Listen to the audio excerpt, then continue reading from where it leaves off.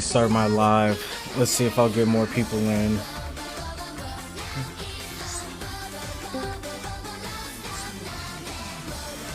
Can you guys hear the audio from the live stream?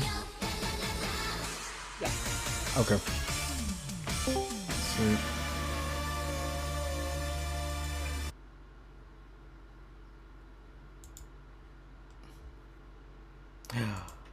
Obviously, I gotta play peak. I'm gonna start in 3 minutes. Hey, what's up? Welcome to the live stream, nephew, Promised Land Foundation. Oh, just so you know, for the people in the Discord, I am simultaneously live streaming on TikTok, and I should probably broadcast that in the chat. I got you. Thank you.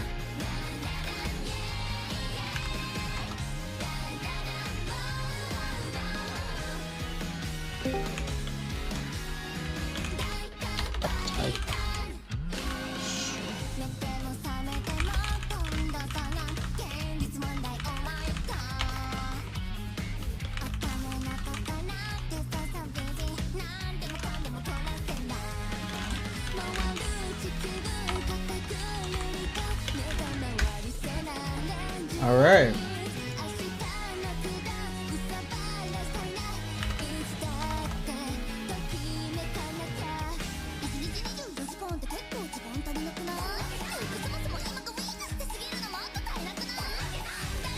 Thanks for joining the live. Thanks for joining the live. Thanks for liking the live.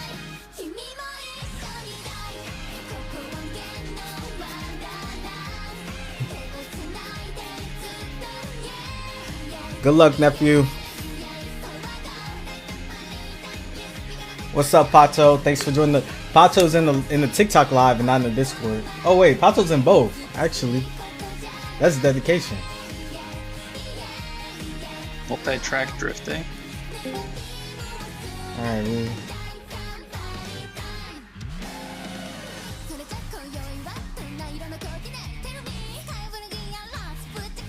All right, so in the Discord, you guys can hear my voice over the audio, right? Yep. You're good. All right, sweet. I'm gonna get started in 1 minute. I like having music playing in the background, so you know.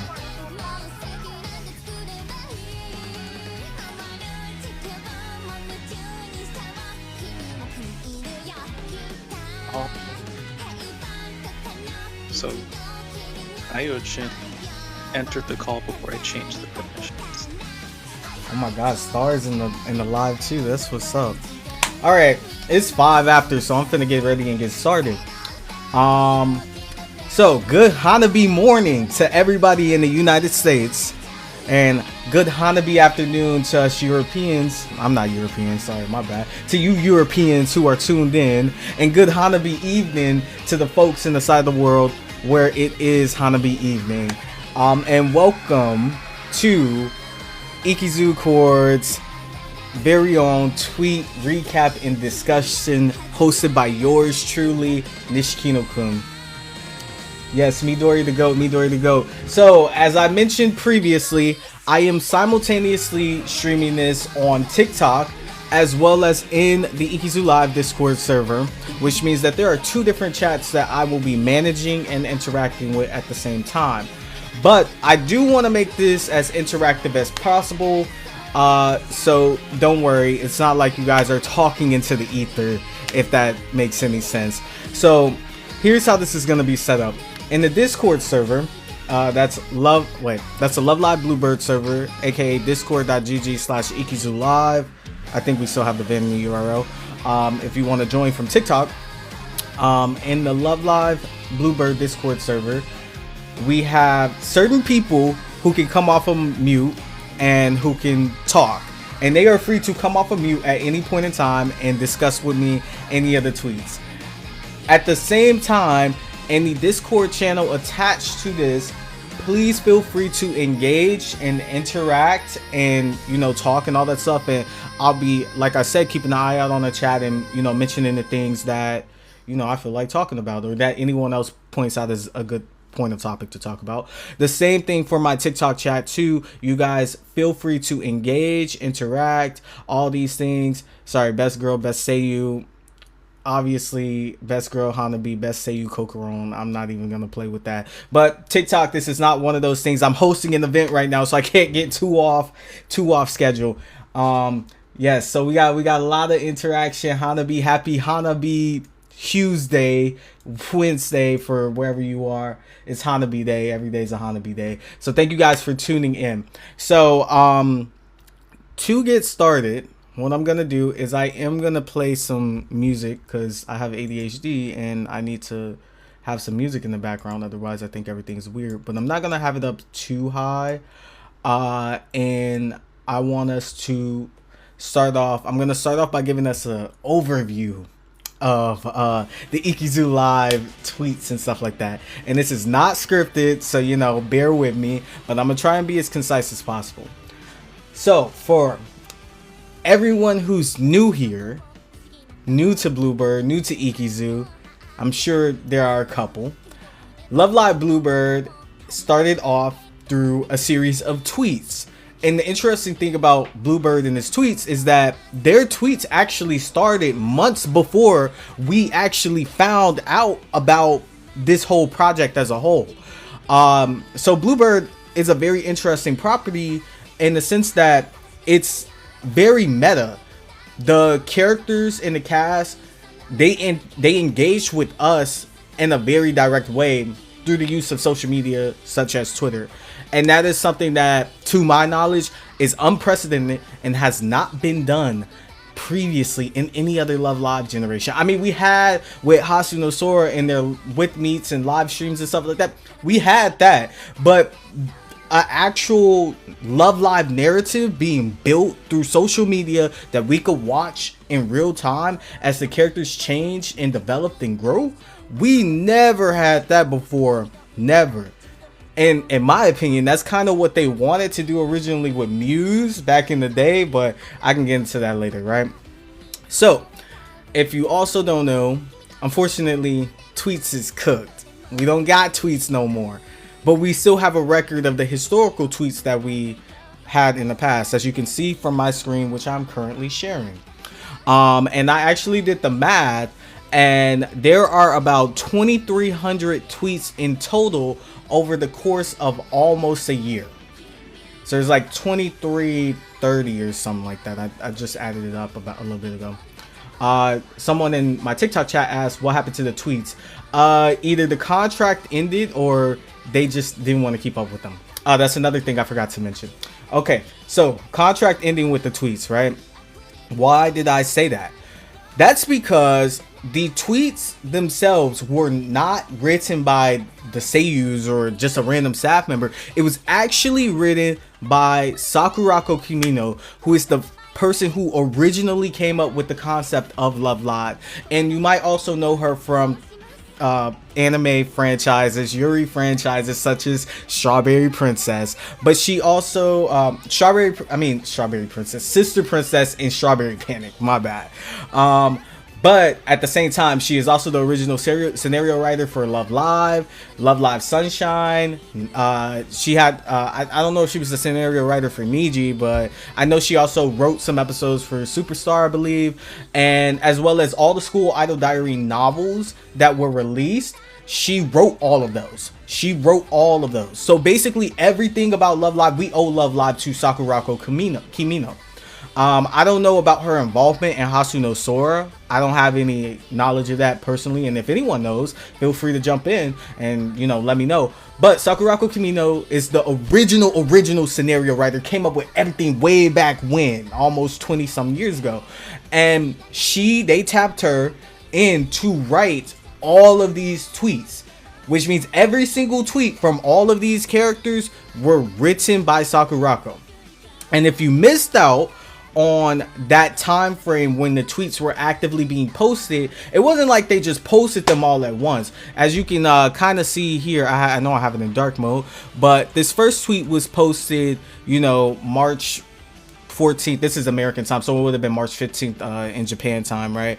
But then there are tweets from like March 3rd, 24th, and you know, etc., etc. Everything was posted in real time over time. So if you kept up with the tweets, you were able to see this story being built out and developed like it was actually happening in real life, which in my opinion is one of the coolest aspects of Love Live Bluebird.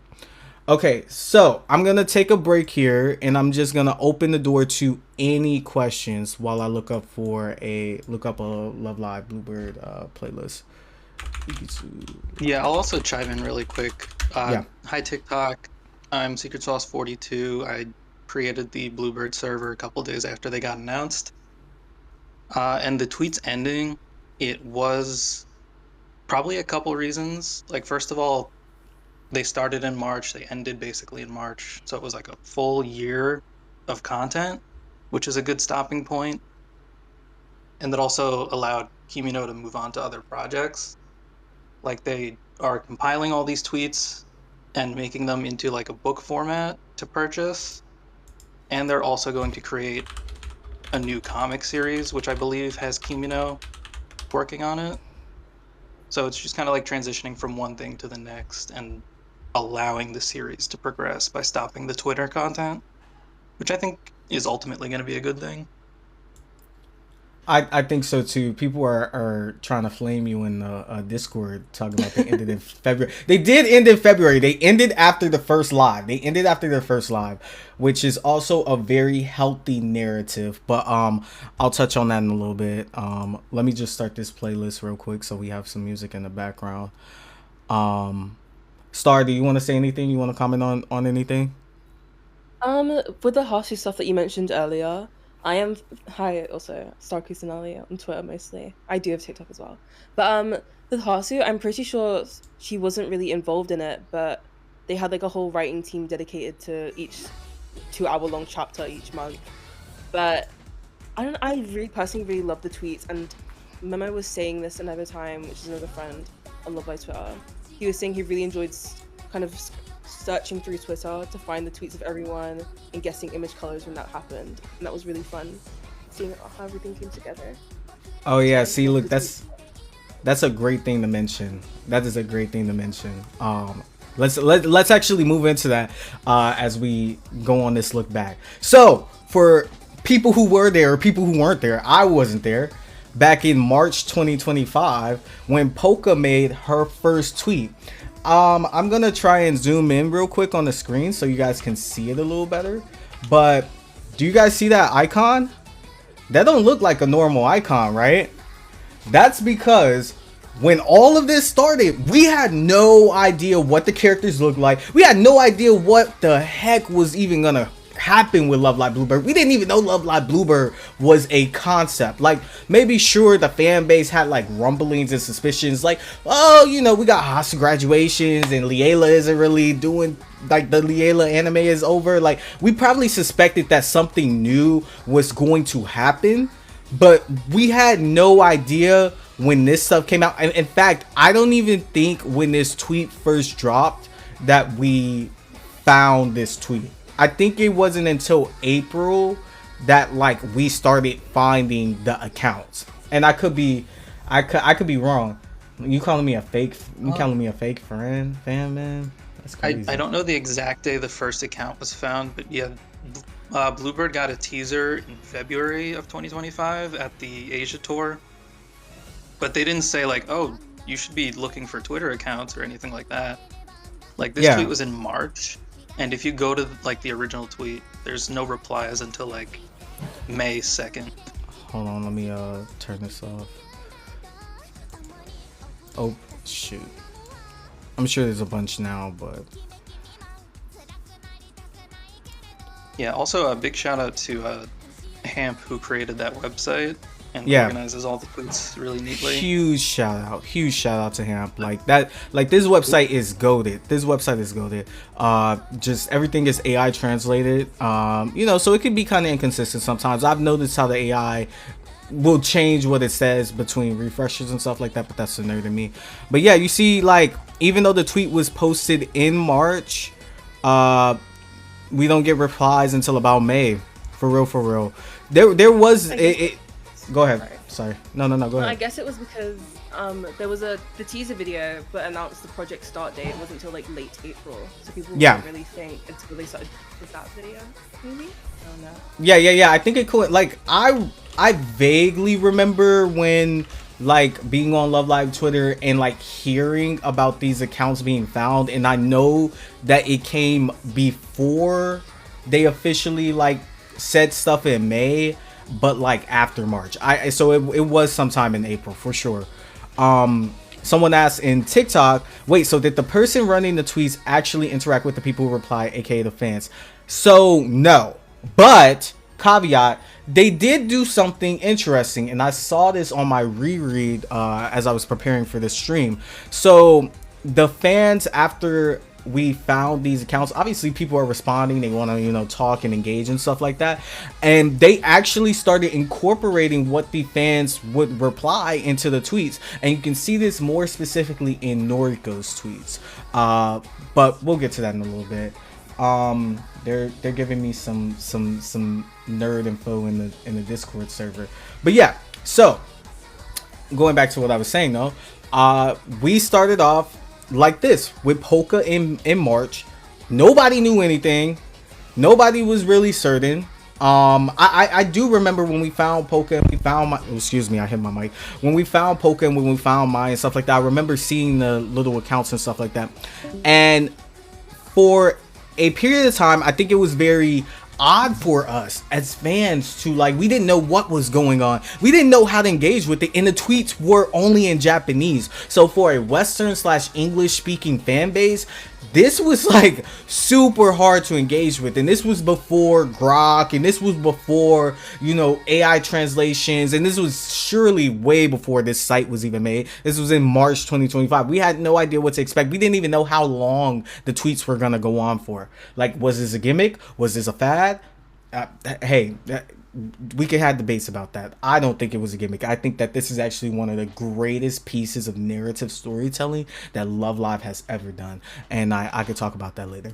But the story starts off with this tweet from Polka, where she talks about how she's a dumbass and she failed high school. And she didn't fail high school. She failed her entrance exam for whatever high school she was looking for. Yeah, she felt. Thanks for following me. Thanks guys for all the interactions, the likes and stuff like that on TikTok. Yeah, so she failed her entrance exam for her high school, and it starts off with her like just being like super sad. She doesn't know what she's gonna do, etc, etc. And then she talks to her grandma, and her grandma's like, just go to school online, dummy. And something I thought about earlier while I was preparing, because literally the 2 hours leading up to this stream / event, I was rereading as many tweets as I could. I got to about the beginning of August, and I realized like we can't have something like this idea for Love Live Bluebird without COVID-19 happening. Like, I feel like the pandemic actually directly influenced this whole concept, even the concept of the tweets, of engaging through tweets, of having the online high schools and stuff like that. I don't think we would have really had that if we didn't have a pandemic. And also the fact that the Bluebird girls are younger than the we. Yes, that is true. That is true. But yeah, and I think it kind of shows they offer a fresh perspective in terms of like how they think about things. And for people who don't know, Bluebird also takes place in a world where school idols aren't popular anymore, which is also like just the coolest bit of meta storytelling to me ever. Okay, so slight tangent on my end, but one of the reasons why I like the idea of the tweets is because it's meta storytelling, which is like everything that happens in the story is low-key happening concurrently with real life and things that happen in real life. So real life can affect the story, but the story can affect real life, if that makes sense. And so I feel like Love Live Bluebird is the only series where we concretely know where it happens on the timeline. It happens now. Which is like what, 17 years after 16 years after Muse, right? 2010, right? It happens right now when the school idol trend has passed. Maid cafes aren't that popular or that cool anymore. You know, and people aren't really looking towards school idols as being the solution. And also through some very sneaky cameos that get thrown in through the tweets, right? I think that's one of the coolest things about this form of storytelling, is that we are, as fans and as viewers, more involved with this process than we ever actually think. So as we go through the story of Love Live Bluebird, it starts off with everyone kind of getting ready to start off, or they're finding their reasons to go to this high school, right? Everyone's reason isn't as dramatic as Polka's, where she failed her entrance exam and she didn't have any other choice, and then her grandma was like, stop crying, like just go to school online. And then she's like, oh crap, school online school, blah, blah, blah. Nah, for the most part, after these couple of tweets, we get to Mai, and Mai's like, I just want to go to an online school because I want to play Minecraft all day. And then we get to Yukari. And Yukari's this tweet from Yukari, in light of recent information, you know, you kind of look at it a little differently. Oh, thanks for joining the live, Nyo. But yeah, this tweet from Yukari, we look at it a little differently, right? Final examination is over, you know, stuff like that. Like, Yukari has a reason. Yukari wants to, you know, go into theater. She wants to focus on her theater. Mai wants to focus on, you know, programming. Here we have Noriko. Noriko actually, she goes to the school because she wants to focus on her voice acting too. Aurora, she goes to the school because her parents, right? She lives partially in LA half the time and all that stuff. And then Akira just wants to like focus on like mountain climbing and working out and stuff like that. And Midori, actually, I don't think Midori ever actually says why she wants to go to school. I think she's just like, I want to focus. Oh, go ahead. Yeah, she wants to focus on environmental activities, and she's paranoid that if she waits to be an adult to start saving the environment, it's gonna explode or something. Yeah, I mean, she's not wrong though. Nolans is sinking. Nolans is sinking. That's New Orleans, if you don't know. Yeah. So Miracle wants to focus on, you know, her bakery, being a pâtissière. Side note, I think Miracle is half French. That's just me. That's just my headcanon after rereading some of these tweets. I actually think she's half French. But yeah, and then Hanabi wants to focus on business. They all basically, these first intro tweets throughout March to April, it outlines why they're going to the school. For the most part, we get a little bit of personality, we get a little bit of this and that and the third, but every single character kind of comes in. Even Shion comes in at some point. Shion's a little later than everyone else because she wants to be antisocial and special and emo, but she comes in and she outlines why she wants to go to school, which is that she doesn't want to go to school. Okay, we say Miracle the same way in French too. Yeah. Also, oh yes, yeah. They're talking in the Discord chat. They're talking about the original username. So also another thing is that their usernames changed a couple times. Like as throughout time, over time, their usernames and their display name changed over time, which is like actually a very normal behavior if you are a normal person. So it's just like a little cool detail. And as we go through these tweets, just keep an eye out on those things, how they change. And at a certain point in time, their profile pictures will change too, I think around the time we get to May. All right, so here is where the school year starts, right, in April. And this is where Polka meets Mai, and Polka becomes the bane of Mai's existence, as I would like to put it. It's so funny to see how Polka is just so illiterate in technology. And then here we go, we have Shion talking about how she's not going to school and all that stuff, and she wants to study and she's gonna go to online school. So we finally get Shion's motivation and stuff like that. Wish they keep this since it's a lot better than the unified names. Sorry, I'm just trying to keep track of the Discord chat too. Also, again, anybody feel free to hop in if I miss anything.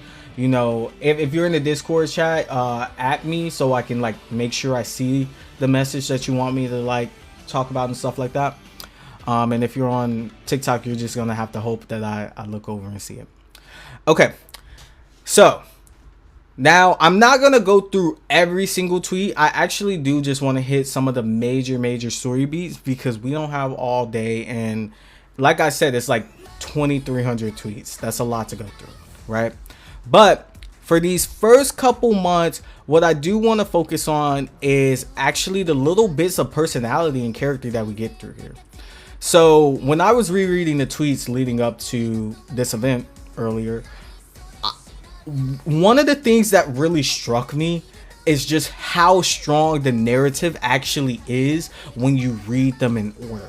Like, I think for me personally, I can't speak for everybody else. For me personally, though, I had a habit of just like, oh, I want to look at Hanabi's tweets, so I'm only going to look at Hanabi's tweets. I want to see what Akira is saying. I'm only going to look at what Akira is saying. Or I'm going to look at this specific tweet from this moment in time and rah. Right? But the person who wrote these tweets is Sakurako Kimino, who is a famous, I would say, Japanese novelist and is strong in the novel writing area. Strawberry Panic, even though we know it as an anime, it started off as a novel series that just got adapted into an anime, right?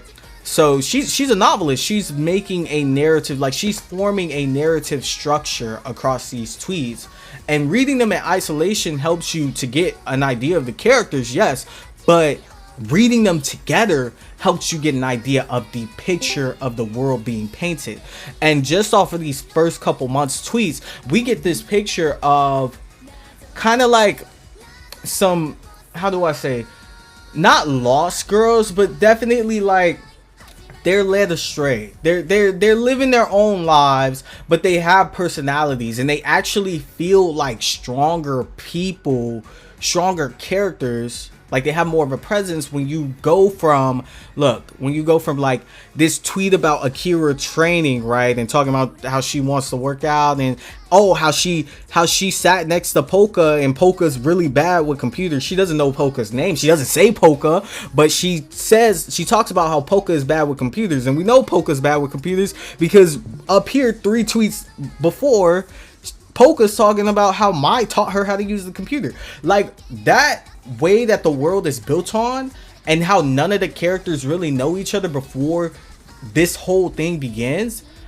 that is a strong narrative, and that's what makes this world more compelling. We see how I don't know exactly where which tweet it is, but we see how like there's a tweet where it's one tweet where like Yukari is like, oh yeah, I'm finna go to Tokyo and I'm about to, you know, hang out at Tokyo and go to the theater again, and woo. And then this is around the time that I think that they start the school idol club. So it's gonna be further down or whatever. But they start the school idol club. She doesn't really, like, Yukari doesn't really know too much about the school idol club. She says that in her tweet, she says that she's hearing about it. Then we see everyone else's tweets, and, you know, Polka's talking about starting it, and Akira's like, oh my god, this girl didn't pull me into this. And Hanabi's like, how did this girl pull me into this? You know, we see all these tweets. And then Yukari, who just has no idea really what's going on with the school idol club, just happens to be in Tokyo, and she talks about how she sees this girl and she thinks she's about to jump off a bridge, and she's like, I have to catch her. She reaches out to catch her, and it ends up being Polka. And it's not Polka jumping off of a bridge, it's just Polka having ADHD to the max or whatever. Yes, I am yapping about the tweets. Thank you. What's up, Neb? Thanks for joining the live. All right, so in that way, the way that the narrative is built is honestly like a super strong way of communicating the world that these characters live in, right? Like I mentioned before, everyone doesn't know everyone before, you know, joining into this stuff, right? Like before this, everyone doesn't know everyone. In fact, even right here, this tweet right here, Miracle didn't know Noriko. This is a tweet where Miracle meets Noriko. She talks about the girl sitting next to her was looking at her with a longing face, and she just assumed that she wanted some of her food, right? And that's not the case. But she's like, oh, she's cute. I want to keep baking for her. And this tweet is where Miracle and Noriko become friends. We don't have that anywhere else in Love Live, right? We kind of just get the anime, and we get the childhood friends, and then we get the Honoka, you know, Storming and Tamaki write me a song, and we get those, you know, we get the Kaho on the train monologuing at the beginning of Hasuno Sora, and Sayaka's like, who the hell are you talking to? Who are you talking to? That's how we normally get the introductions. It's very sudden, it's very quick, but with these tweets, we get everything at a slower pace over time, and that's why people would be remiss to think that Bluebird doesn't have any content, but we do.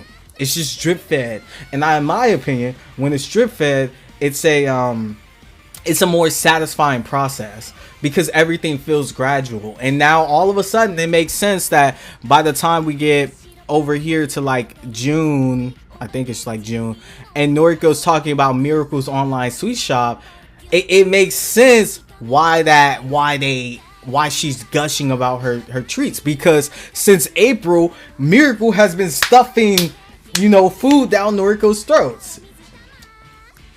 Everyone's in the Discord server talking about Ikizu Live. Hey man, Mocha, you need to focus on your AP exam. But yeah, all right. So before I keep going, anybody want to hop in and say anything? Anybody have some comments in the chat, Discord chat, TikTok chat? I'm actually looking right now. I think the timeline of introducing the characters is really interesting too, because like you said, it was in April when it all got started, and like we didn't get the full reveal until today, May 12th. It's been a year. So they kind of like timed it so like if you were reading up on these, you know who the characters are, and then you see them. And then, then you get the big reveal. Exactly. And actually then go ahead, sorry. No, I was gonna say, even then, like, they still weren't club members. Like, they also align that with, like, real world stuff, where they had their first cast Seiyu stream in June, and they made it so, like, everyone joined the club right before that happened, which was really interesting. That's actually a super cool thing to call out that I did not get to, which is, yes, like, everyone didn't join the club all at once. And in fact, to me, right, I personally feel like when it comes to other Love Live groups, it can feel like all of their members joined in a week, right? Like when you think of Muse, when you think of Aqua's, I don't know about Niji, guys. Sorry, I haven't watched Niji yet. But like, even like a little bit of Superstar. Like it can feel like all of that happened super quickly. Like as soon as they said that they were gonna do a club, everyone joined. That's not the case for Bluebird, and we have the timestamps to prove it. We have the timestamps to prove that it took about a solid like month and a half for everyone to join. It starts off with the 4 Asakusa satellite members, right? And it literally was just like Polka being like, guys, we're gonna do this. Hanabi, you're pretty. I want you. Akira, you're cool. We're gonna do this. And Mai had to go along because by this point in time, Polka had Mai on a leash. So whatever Polka was doing, Mai was like, oh my god, I gotta do it too, right? But the first satellite member to join, if I'm not mistaken, was Noriko. Am I incorrect when I say that?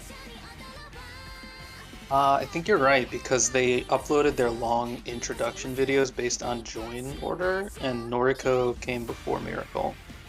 Yeah, so that's the coolest thing. And actually, I was looking at the tweet where Noriko joined earlier, and I was like, why did she join? Everyone else had a reason for joining. I'm like, why did she join? So let's look at these tweets real quick.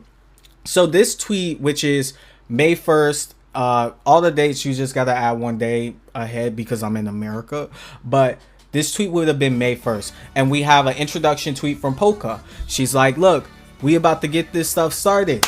It's Ikizu Live, you know, Hard to Live Club. We about to get this stuff started. Then we have Mai, right? She's like, all right, I'm the vice captain, woo woo woo. Then we get Roly, but Roly's not in the club yet. She don't know anything about it. We get Akira, and then we get Hanabi's introductions, right? These are the first 4 members of the club, right? Which is, they started the club because as usual with Love Live, the school is shutting down. The school is shutting down. Although Mai says in some of her tweets that I skipped past, I'm not about to find it for you guys. Just trust me on this. Mai says that she feels like Polka was just overreacting, and she's like, I don't think the school is shutting down. I just think you heard some rumors and you need to chill out. But the school is shutting down. The school is shutting down. Let's become school idols and save the club. Save the school. Hold on. This is not on shuffle, is it? I need this to be on shuffle. Sorry. I don't want to listen to everything in order. Before you continue, actually, looking at what Pato said, it was Yukari who joined, I think. Yeah, I was about to bring that up. Yukari joined first? Yeah. So they do this thing where like their official numbers don't match up with their join order. So because like technically Osaka joined before Fukui, but like Miracle and Noriko are usually number 5 and 6 for some reason. It's just it's a weird thing. Like, a lot of Love Live series do that. Okay, here it is. Here's the tweet right here. This is wherein Yukari was in. Yeah, Yukari was in the tweet I was talking about earlier, a little bit before, where Yukari was in Tokyo and she met Polka. And yeah. This actually, let's talk a little bit about this tweet right here. This tweet right here is where she thinks that Polka's about to jump off the bridge. Now, Sauce, how much can I talk about recent events? Are we assuming that this is a spoiler safe conversation? That's tough to say because like this is a tweet conversation and that didn't get revealed in a tweet. Okay, but like I'll if keep it people like want that. to know what's cooking in Iki's Alive, you can tell them about it. Yeah. Chat, what do y'all think? Do y'all want to talk about the implications behind this tweet? I actually screw it. I am going to talk about it because I think that this I think that this is one of the ways that you see that there's a fuller narrative behind Ikizu Live. Like they didn't just crap out these tweets and just was like it wasn't like Sakurako woke up one day and was like, I feel like doing this. No, there's a story behind this, right? So specifically on this tweet from Yukari, I already told you guys this is when one of the times she actually visited like Tokyo like 3 times before this tweet, before she met Polka. But on this tweet specifically, you can see it reads, my hand reacted instinctively. If I don't catch her right in this moment, she'll go away. The little bird will disappear. This is because she saw Polka leaping from the riverbank as if she might fly all the way beyond the sky. And Polka's just dancing. Polka has this weird habit of just dancing with cats and just being a weirdo and dancing, right? And Yukari thought she was gonna jump off into like the river or something like that, right?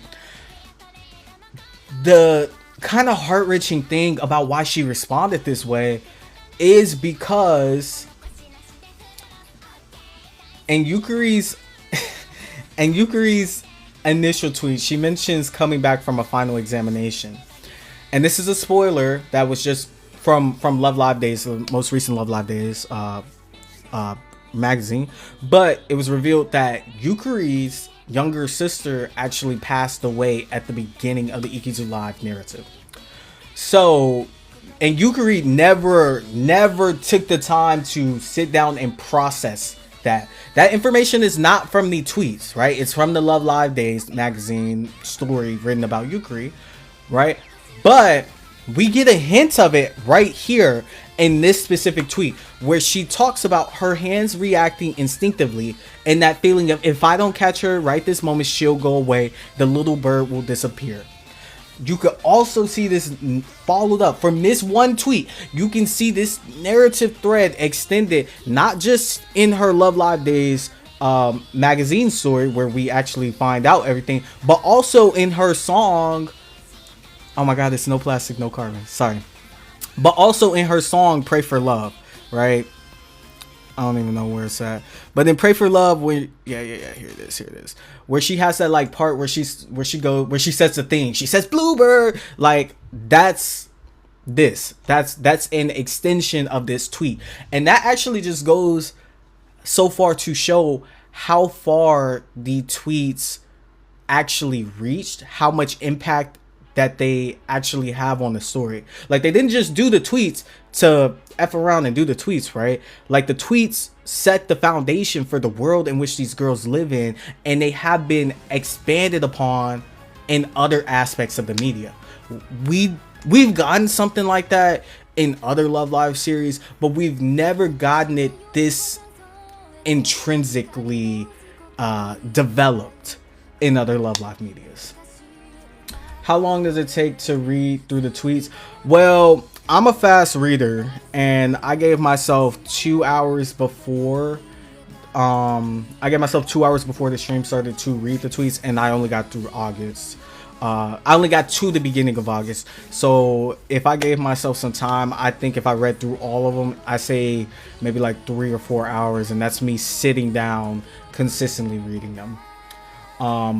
Yeah, now, it's a very different kind of approach from reading them real time, because they never went beyond like 3 characters in a day usually, and it was like a max of 20 or 25 tweets that you had to read in a day.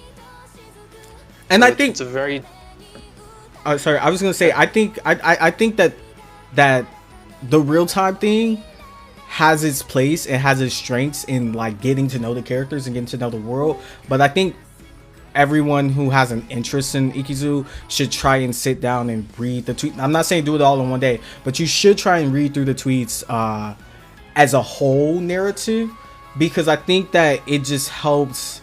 It helps like make the world fuller, and I think you pick up on things that you wouldn't have otherwise. Like, if I was just looking for tweets like at random or doing it like the 3 times a day, I don't think I would have caught this Yukari tweet. I only caught this because I was rereading it as a narrative earlier. So that's just me. Does anyone else want to add something in? I think if you are gonna try and binge these now, there's good stopping points, like we just talked about when everyone finally joins the club in June. There's an arc with Noriko in August, which you'll know when you get to the end. No. And they do stuff around Christmas time, which is like a good stopping point because it's its own little arc. So you can like put this in like chapters in a sense. You definitely can. And a good thing about this site that Hamp made is you can see they embed the videos here. So me personally, if I didn't have to read for this event, I probably would have stopped at every video, you know, got here, read the videos, etc, etc. All right, so I think we've talked a lot about the beginning of the story. We talked a lot about the characters. We talked a lot about the significance that the tweets have in building the world.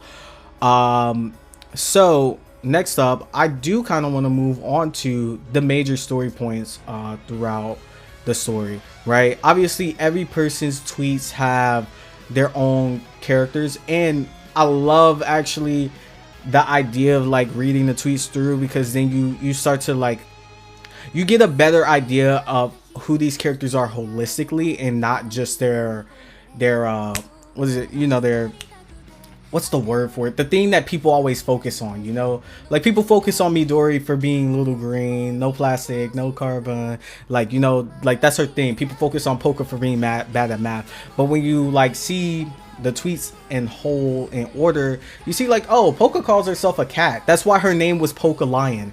She thinks she's like, I relate to cats a lot, and I like dancing with cats. People don't really talk about that, and it's such a small detail, it's easy to miss it unless you're reading through the narrative like this, right?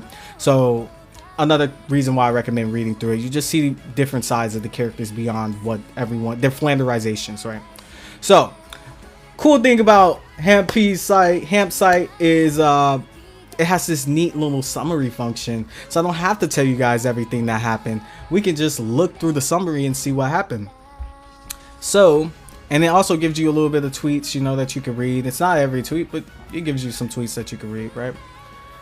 Polka is a furry. She might be slight a furry. Yeah, and then you do have Mai calling her a dog. Mai called her a Shiba Inu around sometime in like June. Okay. So obviously, like we said, March is Polka failing. April is when they started, you know, the school and stuff like that, and it's where Noriko and Miracle meet. And then May is when we in real life get our announcement of the group, and it is also where they start collecting their members, right? So Polka picked up Yukari after, you know, traumatizing Yukari again. And then Aurora comes back from LA. And Shion is over there being a hater. Cool thing about Shion's characterization right here. The cool thing about Shion's characterization is I really noticed a lot of parallels between her and Nico. Nico Yazawa. The same way that like when Muse was starting and they were just doing their whole thing, and Nico was like sitting there and like sending hate comments on the forum to them and like sending hate comments in their and on their videos and stuff like that. Shion was kind of doing this little bit of the same thing, but she wasn't like outright saying it. She was just like tweeting about it. She was like, oh my god, y'all so sloppy, like why are y'all doing this, like y'all disrespecting the legacy of school idols, like who do y'all think y'all are? Like Shion was straight hating up until she like joined, and even still she might have been joining, she might have been hating a little bit after she joined, right? So like Sauce had mentioned, by the time we get to June, excuse me, my ears just popped for some reason.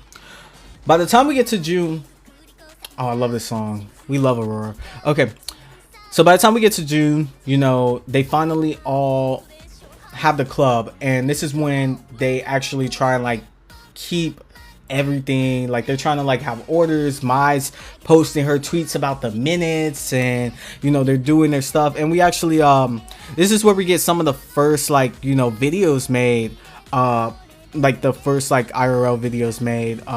So like Sauce mentioned, the first live stream. I think we also got a couple of like calls for the song covers and stuff like that. Yeah, they also go out to this, they're out, in the Asakusa girls go out to this shrine, and it's like all four of them pull a good luck, which is like Mai says it's like super rare to do and stuff like that. But this is where we start getting that overlap between IRL like things that staff are producing and the tweets, which is also a cool thing to see, because it doesn't feel like the tweets are isolated in this like fantasy world. Like I mentioned before, Ikizu Live is a super meta project. Like it's just extremely meta in the way that there is overlap between IRL and their world, right? All right, Mocha hopped out. See you later, Mocha, right? So everyone's doing their little introductions and stuff like that. I'm trying to like skim through it because I do want to make this a discussion where we talk about it, and I don't want to spend all day. I give you guys a good view of the picture of Ikizu, I believe. So now major story beats, right? So in July, they decide that they're gonna all meet in person for the first time, right, in Osaka. Now there's various challenges for everyone getting to Osaka. Shion is broke because she spends all her money on anime merchandise, and you know, Polka can't use technology, but they have her book the tickets through the app and stuff like that. Yukari is excited to like give them advice on stuff like that. They also talk about, you know, designing uniforms. This is where I think Noriko gets signed to a voice acting agency, and this is around the time where the seeds are being planted for that whole arc of Noriko possibly transferring from L High, which, if you didn't know, TikTok, because I know everybody in Ikizu Live server knew, there is an arc where like they're like, oh my god, is Noriko gonna transfer, right? So yeah, they the cool thing about the characters through these tweets is that we also see more of their personality and how they take charge of everything. So you get this picture of like Mai and Hanabi and a little bit of Akira being, and Yukari too, they do mention Yukari, being like super responsible members and really like going out and making sure the organization for the events that they want to do is taken care of and stuff like that. This is also festival season, so this is where Akira actually meets Kana from Aquas, right? She goes back home to Numazu, and there's a little bit of an inconsistency about this detail, because at the beginning of her tweets she mentions like knowing about school idols, but then when she goes back home to Numazu, she actually she talks about as if she had no idea that there were school idols in Numazu. She says she has some tweets like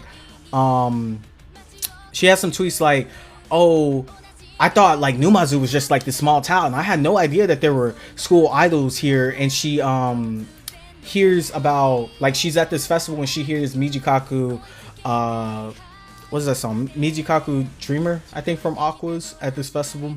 And she's like, I had no idea. But at the beginning of the tweet, she mentions knowing about a school idols like saving a school in Numazu. So it's a little weird, inconsistent in that regard. But yeah, she ends up meeting Kana, Mijiku Dreamer. Sorry, I'm an Aqua's noob. I'm an Aqua's noob. I didn't finish season 1 yet. Sorry.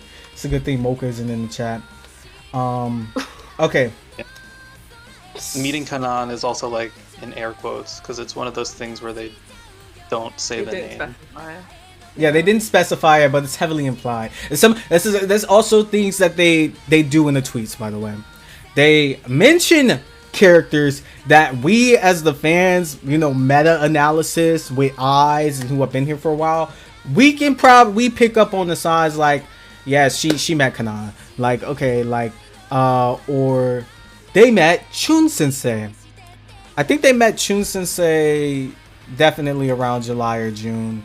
Definitely around July or June. I think April is when they first like snuck into Otonokizaka. Was it April? I didn't think it was April. I think it was like after that. No, April is where, I know what you're saying. So April is where Polka was walking through Akiba's or something like that, and she ran into Chun Sensei, but they snuck into Otonokizaka in like June. And I know because she took Akira has a tweet about it, and she took Akira It's on there. Idol. Know that. Yeah. So I linked it. yeah, in April they went to Akihabara, but they didn't sneak into Otonokizaka until like June-ish, July-ish.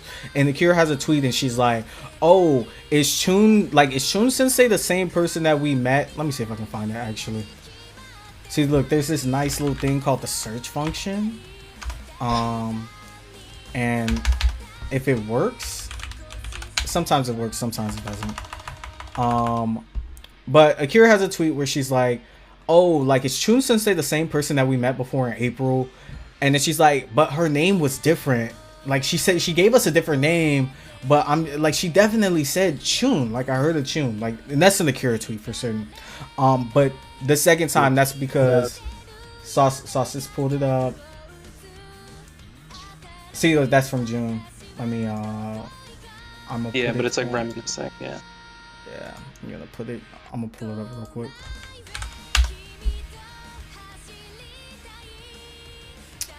So this is it. Let's grok it.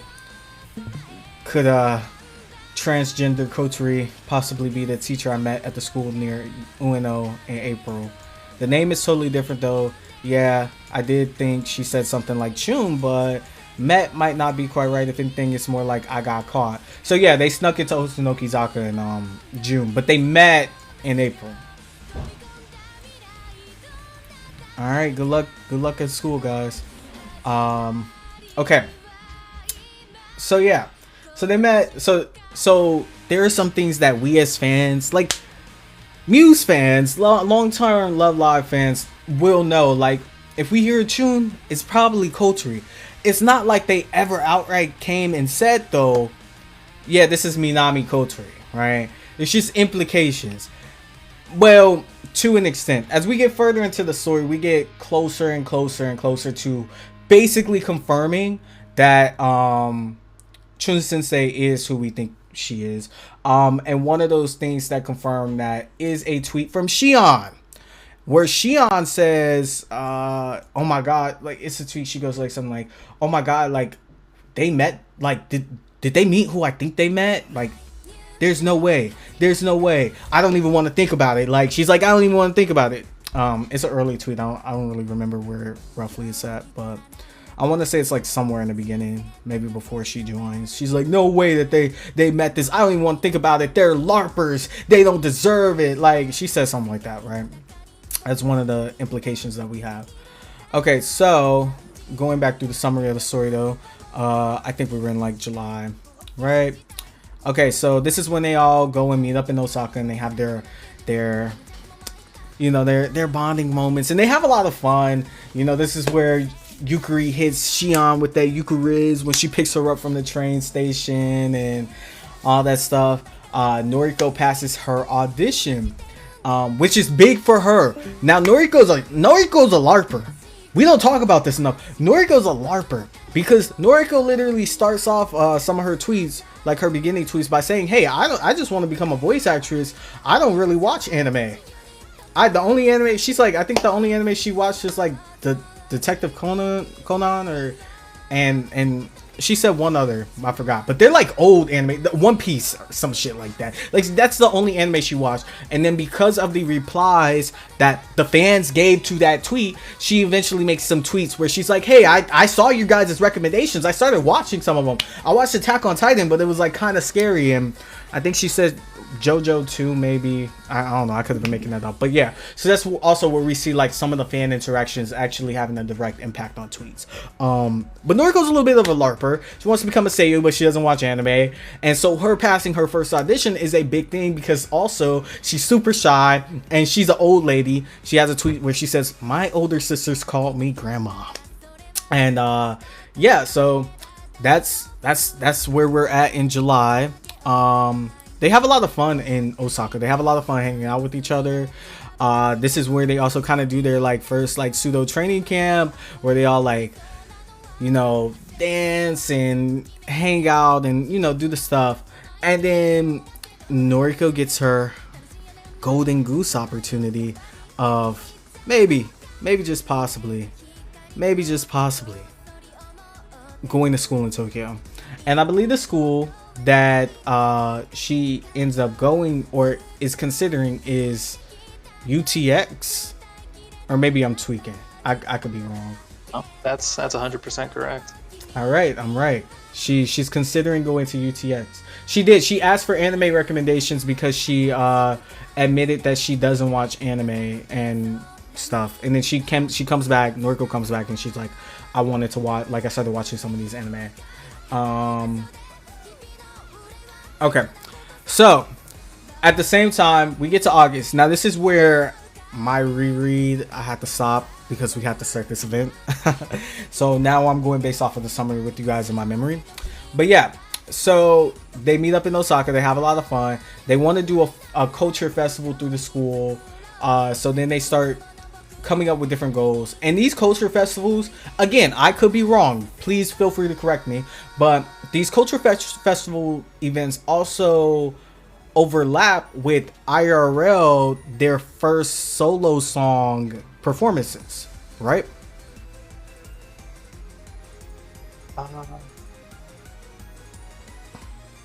Culture events. Well, I don't think the culture event is like one event, and the solo events were like 10. Okay, so this street live actually, performance. I think the big thing about this was that like Polka lost focus and it never actually happened. Oh, but the street live events happen, and the street live events are the solo performances. Yes, that lined up with the group performances. Okay. There's actually, I think, a Hanabi tweet where she says that they went to see an idol perform. Yeah. And it was the same day that they performed. I don't think it was the same day that they performed. That tweet, I remember like looking at it before this. They won. Wait. Okay. I think it's August 8th. August 8th. Let's go to the cool thing about this is that we can search by individual members. Let's see.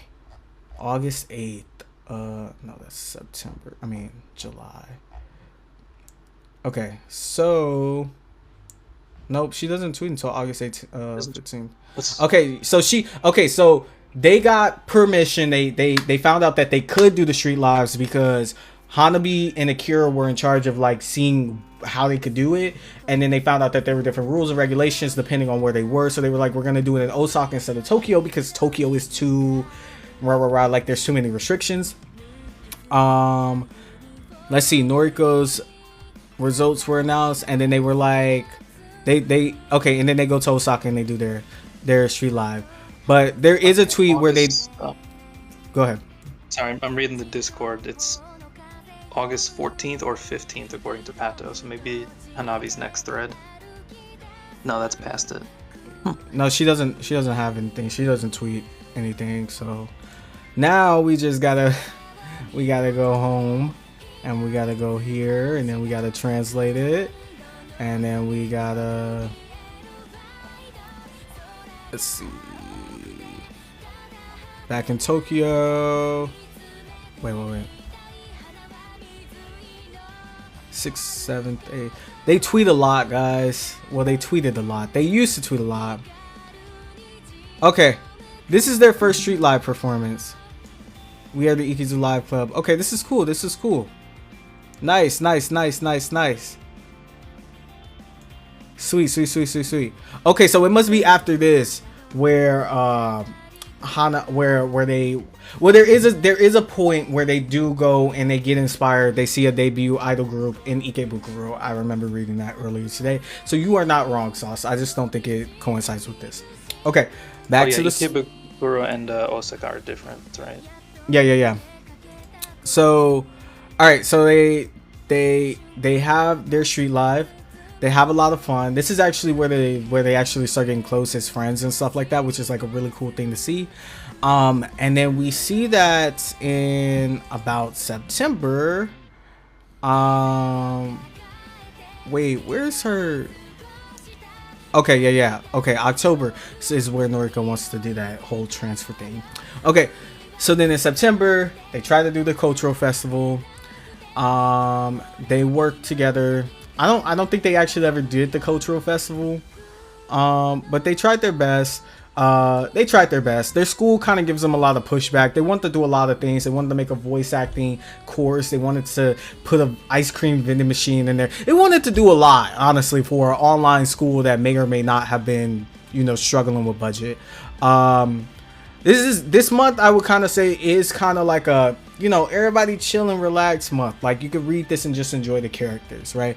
The next major story beat is in fact in October, where they're like, Noriko might be transferring to UTX because she didn't know before she entered high school. Noriko is a first year, by the way, and she, my darling girl, might not necessarily be the brightest light in the bunch, might not be the brightest UO, but she has dedication, she has heart, and she really wants to be a Seiyu for reasons that have yet to be revealed. And so she decides to go out to Tokyo, and she ends up staying with, I think she stays with Akira. She stays at Akira's house, and oddly enough, the coolest thing about this whole like little arc is that even though Noriko is their friend and Noriko is a part of the idol group and stuff like that, there's never really a point in time where the girls like try to stop her from going to UTX or try to stop her from being involved in this or try and like they are so active in supporting her. Like I think Hanabi picks her up from the train station and she stays with Akira and they take her out and they show her around Tokyo, and she was very nervous about it, but she ends up having like a great time, and there's still and it is kind of like a looming thing, like, oh my god, like Noriko might might leave us and stuff like that, but they want her to succeed. They want her to succeed regardless, right? So she passed auditions, but then she had to like transfer. Miracle gives her the strength to transfer and stuff like that, and then everyone's very much like supportive of her throughout this entire process. Oh god, TikTok saying I'm inactive even though I've been yapping for an hour straight. It's crazy. All right, so this is a very interesting little thing too. This little aspect about Shion that happens in October. This actually gives us some insight into Shion's mental health, which I think is really, really cool. So at this point in time, Shion does this thing, like when she wants to buy Umi merchandise or Gunpla, stuff like that, she goes and she picks up a part-time job. And this specific instance in October, she had an interview for a part-time job, and then she gets on the train. It's not like a Shinkansen, it's a normal commuter train. She gets on the train, and then as she's about to get off the train to go to the interview, she kind of like freezes up, and they don't say it's anxiety, they don't say it's depression, they don't say it's mental illness, but it's mental illness. Like, she even says it right here. I wish that they wouldn't demand things I can't do. Someone else's normal isn't necessarily my normal, because there are probably a lot of things I just can't do. Like, that's a very real depiction of mental health struggles that we've never had in Love Live. We don't ever actually, that's another strength of the tweets. With the tweets, we get such an insight to the like characters' psyches that we have not gotten in any other Love Live, period.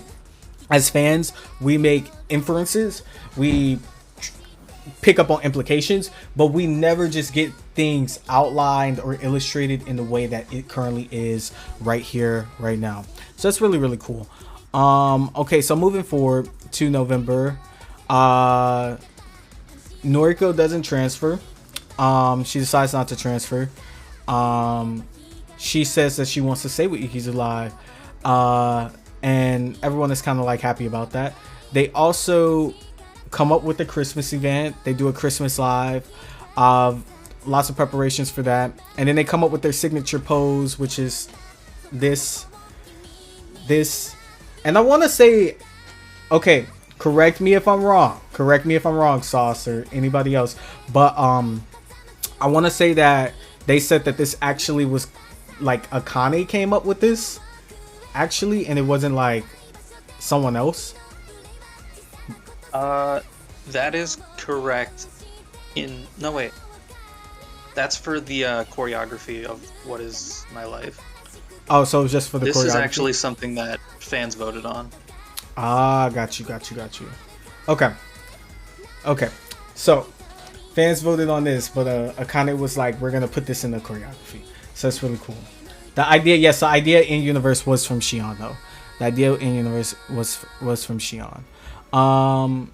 So yeah, so now they're going into, you know, Christmas times. They have this Christmas live, stuff like that. They actually have a couple lives, and these lives coincide with, if you go to the Love Live Bluebird like Twitter account, sorry Polka, not Twitter account, YouTube account, sorry Polka, this is actually the live stream. Oh my goodness, can you please not do this? But if you go here, you can actually look back through their videos and you can kind of see their live performances because they uploaded them. And I actually do recommend, like, people, this one should be around the Christmas live, right? If my dates aren't incorrect. Oh, this is October. But yeah, and I actually do recommend, if any people are like super fans of them, like I think I'm a big fan, to go back from their very first street performance and then go through it, like from this one to this practice video and stuff like that, and then compare it to like the live and what we've seen since. Like, it is just so cool to see how the actual like seiyus like have grown and like just gotten better and like way more professional throughout this time. Like, it's really cool. I think what they talk about in the tweets, in like a really weird way, you can just see it like modeled in real life through the seiyus. So yeah. All right, so then we go to Shion coming to Tokyo, and we get a rise reveal, guys. And a rise reveal in 2026. We find out that Arise at UTX is a club that is kind of carrying the mantle of Arise from School Idol Project, but may or may not necessarily be as good as Arise from School Idol Project. We have no idea actually how good they are. Like, Shion gasses them up, you know, because oh my gosh, but I think Shion is partially like riding on like the legacy of Arise. And we find out that, oddly enough, even though School Idol Project kind of implied that Arise would go on to be a professional group, we find out that Arise actually just ends up becoming a club at UTX that people carry on, kind of like the School Idol Research Club at Otinokizaka. And then at a certain point in time, that club kind of like fell off, and then now it's coming back. And it fell off because school idols aren't popular anymore, guys. School idols are not popular anymore. All right, it is Oh my gosh, it's 8 a.m. and 11 minutes after. All right, let me try and wrap this up. We're almost done. So after this new year, right? They have a lot of time in, doing the stuff that they do. After this new year, right? They decide like they're an official club and stuff like that, and they want to do a cultural festival in Akihabara. And this is where things start to align with their first live. Why is this song not playing? I like Akira. All right. So this is where things align with their first live. The cultural festival in Akihabara in February is the first live performance in February that they had this past February, right? A couple things happened, hijinks and sure. But the most important thing from this period in time is that they run into Chun Sensei again. And this is where we get the clearest confirmation that Chun Sensei, the clearest confirmation besides them explicitly saying it, that Chun Sensei is Kotri. And that's because when they are, when they're looking for, maybe it's not said here, or it should be said here somewhere. When they're looking for, it's not said here, sorry. When they're looking for a venue to host their cultural festival, they go to Chun Sensei. And that's when they find out that Otonokizaka has a auditorium.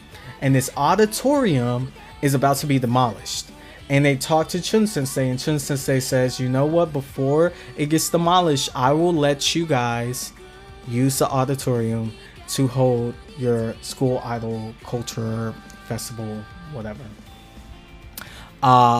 And that is when we get one of the biggest hints towards it. Another big hint towards Chun Sensei actually being Kotri is that here, I can pull up the tweet. I know I can pull up the tweet. All right. So they're preparing for everything. Oh, wait. Sorry. Coolest thing, because now we're approaching the end of the tweets as I get to this. The coolest thing about this is once we get into February, when you look at their tweets starting at the beginning of February, you see a period of reflection from all of the characters, and they're all really just like reflecting on their past year, and you can actually see the growth that they have. So specifically from, where's Shion at? Where's Shion? Shion's like, yeah, Shion here is like, oh my gosh, I joined the high school. I joined Ikizu Live. She literally has a tweet where she says like, oh my gosh, like I was a depressed shut-in, and now I'm actually happy about my life. And that's something that she didn't have before. And that's where you can really see like throughout this past year of tweets and their interactions and stuff like that, their connections and their bonds has made a positive impact on each other in a major way. Like, I'm not gonna say it cured Shion's depression, but it gave her something to live for. It gave her something to live for, right? The same thing with Noriko. Everyone's support during that time where she was about to transfer, it gave her resilience to keep trying harder and to look for better opportunities for herself without her having to like sacrifice her friendship and her bonds, Polka, even here, it's too early to be depressed. Like, Polka starts off this whole chain and narrative by being depressed and crying about failing math, and stuff like that. Like, we see through the beginning of these tweets leading up to their first live, just the changes in character development that they've had through this period of time, which is something that again happened in real time. It happened over the course of a year. The tweets that they made at the beginning are not the tweets that they're making at the end, and they're not the same people that they were at the beginning, by the time we get to this first live. And that's one of the coolest aspects of this whole narrative thing with the tweets, right? It's so cool. It's not like, a book where you like page 1 to like page 260 at the end. It doesn't feel substantial, but with the timestamps and the times and the dates, you feel the reality of these are real girls, real characters who are growing and changing across the time. Now, back to what I was saying about Chun Sensei and stuff like that. Skipping through all of these tweets because they are, they're getting ready for their lives and stuff like that. And I'm sure there's other details, but I don't want to keep rambling. I do want us to have a little bit of a discussion with the time that we have left. after this, there's a tweet from Shion right after the live, and she's like tweaking out. She's like freaking out. Like, oh, here's Akira talking about it too. Chun Sensei always seems so kind, but then she's just as kind as she seems. Maybe the reason I just always feel a tiny bit out of place is because for some reason behind that smile, I feel like I'm looking up at a towering rock in the face of a high mountain I admire. That's an implication that like, oh crap, this is Kotri Minami from Muse. Like, she is like, even though she's so kind, like this is a legend in the status. And then she says, I heard from Shion later that the people around Chun Sensei that they were Otonoki alumni and apparently members of the legendary school idol group Shion always talks about. Shion only talks about Muse. Shion only talks about Umi-chan. You know, so that's where we get the kind of unofficial but official confirmation that Chun Sensei is Kotri, and that at the very least she brought Umi with her. And we know that she brought Umi with her because of this tweet from Shion where she says, because you see, I saw a legend at Otonoki that day. I almost collapsed at that unbelievable sight. Actually, I did collapse and couldn't speak properly, and then I was burned out. I couldn't even make eye contact. But facing a living legend, realizing that legends really existed, that it really happened in this place, when I thought about that, I know I could never, absolutely never become a legend myself, but I thought I could at least become the version of myself I want to be. Maybe I'm allowed to at least aim for the version of myself I want to be. I thought that not chasing after something, not longing to be someone else, becoming the version of myself I want to be, etc, etc. So we know that she met Umi because Umi is her Oshi, which is crazy because she still buys Umi merch like 16 years after the fact. Like, it's very clear that Chun Sensei and Umi and them are adults. Chun is running Otonoki. Who knows what Umi is doing? They're still making Umi merchandise. Shion is still buying Umi merchandise, spending 3,000 yen to buy Umi merchandise. So we know that this is like real life. Yes, it's basically real life. It's basically me, actually. It's basically me. So yeah, and then after this, they give us tweets from how they felt after the first live being a huge success and all that stuff, and then we get the notice of the end from was it Mai who was like, yeah, we're gonna move over. Yeah, we get the notice of the end. The announcement happened right after first live, so they still did normal tweets for like 2 weeks. Hold on, let's see. I know it's Mai. I know it was a Mai tweet because everybody was mad at Mai, but yeah. Okay, so here, February 19th. Anyways, tonight I'll make a proposal for our future direction. Good night. And then I know at some point in time we get down here, Maya's being way too motivated. Will she get mad? Oh yeah. Like, yeah, Maya comes up with the idea we're all gonna move to the official Ikizu account, which is basically just their way of saying the contract ended, so just keep up with us here. And that's the end of our character tweets, with the caveat that I secretly theorized that the Ikizu account tweets to a certain extent are written from the perspective of a character having access to the tweets. It's not like this, but I do suspect that they do try and keep that in, but I can't prove that. So yeah, we are now at the end. It took me 1 hour and 20 minutes of yapping, but we are now at the end of the Ikizu live tweets. So I am ready to open the floor to discussion. What did I say? How can Nishikino forget about the amazing tweets we got on April 1st? I'm not talking about that, bro. I'm not talking about that. That fake news, man. Fake news. No, that's a Discord exclusive. You gotta come in and check the April Fool's archive. You gotta come and check the April Fool's archive when we got tweets back for a bit.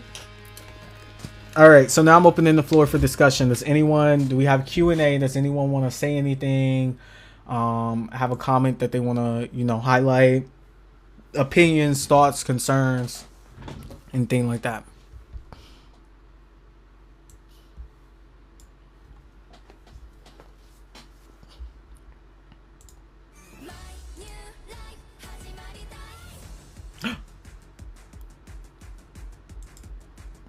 Bro, Shuffle is broken. Oh my gosh. YouTube is charging $20 a month for premium now. Oh my gosh. Everything is broken. It's ridiculous. Alright. So nobody wants to hop in with the conversation. Anything to add? While people are writing out their thoughts, I'll just say that, beyond being like a new and interesting medium, I think this is something that you can't really get from an anime adaptation. Like Heavy agree. just the pacing and the amount of different topics that got discussed over a year, it would be so difficult to replicate. You actually can't even get it from like a live novel adaptation either. Like I said, I think the timestamps really do help put into perspective like just how massive this project was and how long it took for things to move along. Because it took 3 months for us to get. Like you can see, it took March, April, May for us to get the club, and then it took June for everyone to be in the club. So it took about 4 months for everything to roll out. Yeah, it's also like interesting that they decided to tell their story through like a third party and not some kind of like proprietary app or something. Like the only time characters have been on like a social media platform is I think the Hasu TikToks. That is true. That is true. I hold on. Let me see if I can search it real quick. I want to say well, the search function is broken, so there's that, I guess. But I want to say that there was like a period of time where like my talked about making an app or something like that, which I personally was like, oh, they might actually be trying to like do something like make like, well, I don't know how Hasu EOS affects this moving forward, but maybe they were trying to make like an app version of this where they could continuously push the tweets or have it be like something like what's that K-pop app that they V Live or something like that, where the K-pop idols can interact with their fans in real time and see what they're tweeting and stuff like that. But I don't know how Hasu EOS would affect that type of trajectory if that was what they were considering. They said maybe if the characters will read comments left on the videos, since those videos will be left in characters.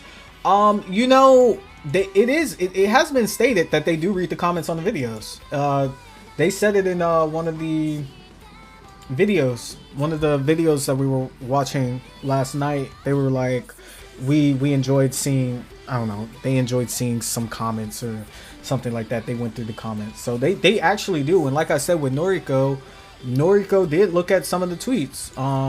Let me see if I can find a tweet where she talks about Attack on Titan, and she literally says like, of course, because everything's broken. She literally says though, like, yeah, I enjoyed you guys' recommendations, but Attack on Titan was like too scary for me. Let's see. Song Anka, Miracles, Satellite Meeting, Miracles. You're very Popular. fortunate Right that here. everything you're trying. Oh, you got it? Okay. Yeah, I got it. I know it's linked on Idol Story. Yeah. I mean, like I said, I can kind of remember where it was, because I stopped my reading tweets at August, so it had to have been before August. But yeah, she said recently I got a lot of anime recommendations for everyone, so now I'm watching various animes every day. There are really so many more types of anime that I thought. It made me realize being a voice actress is a wonderful job. And then she said that she watched Sweetness and Lightning, which I don't know what anime that is. And then she watched Attack on Titan and she got scared, and she got that from everyone's. And then this is the tweet where she says, since I want to be a voice actress, I should watch lots of animes, but she's a noob. She's a normie. She's only watched Conan and Demon Slayer, you know. And then Miracle Chan told her about food porn animes. So Ponyo and Ghibli. Well, I like Ponyo. Me and Noriko are cool on that front. I love Ponyo. Ponyo was my favorite movie growing up. Let's see. Are the Hasus on TikTok and Universe for them? I thought they knew. Yeah, no. The Hasus are on an app, a specific app in Universe for them. They technically never say like we're posting on TikTok, but they do TikTok trends, which is like close enough, I guess. Oh no, this is not Grok. This is some AI. Grok says, when I looked up this tweet because I wanted to see if it was consistently food porn. It says something like food terror or some shit like that. Oh wait. Let me see, where is it at?